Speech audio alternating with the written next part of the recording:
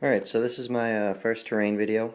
Um, Basically, first real piece I ever put any effort into. Went out and got some decent supplies and went with a couple different techniques that I found online from different people, mainly Kamloopian, JVC Thunder had some good tips, and Mini Wargaming got a bunch of good stuff from them.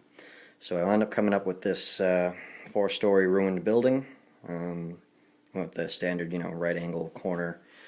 You can see all this stuff in here as far as the rubble, the debris, whatever you want to call it, the floor. That's all textured. And what I wound up doing that with, instead of using plaster of Paris or, anything, sculptor's putty, anything expensive like that, I wound up just grabbing this stuff here at Home Depot. It costs about $5 for this little, I think it's a quart, or 8 fluid ounces, whatever. Yeah, it was like $5, and I used maybe 2/3 of that on this building, but it's a pretty decent sized building, and that really lets you, you go over it with a dry brush once you're done. It gives everything a good texture, has that nice ruined cement, debris feeling to it. And you can see there I got like a section missing from the floor, and it's actually on the next level down if you see it. So it's all looks pretty good. This stuff here is just solder, which I use to make a rebar sticking out. That was one of the Kamloopian tips.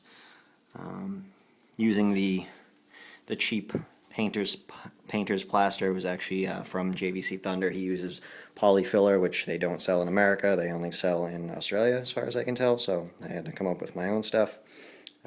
Standard, flock on the base around there. And then, actually, if you look on the inside here, I don't know how well you'll be able to see them on the video, but I actually have triangular supports in there on every floor.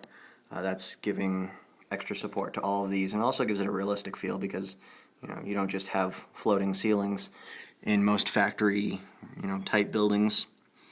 And then also, I decided to go with a balcony, or at least a ruined, outside floor there, and that was from Mini Wargaming. I have a video on how to do that.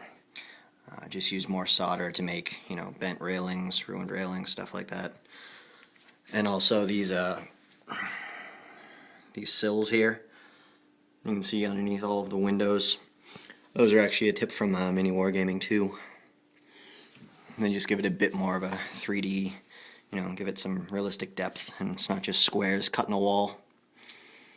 And more texturing around the outside. It actually looks really good when you dry brush it. I did about 3 coats from the primer black to maybe a almost white, very light gray. And yeah, it came out pretty good. The whole thing's to scale.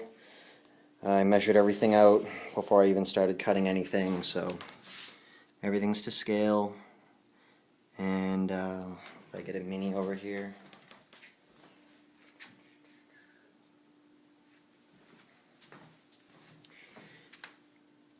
Just put them in there.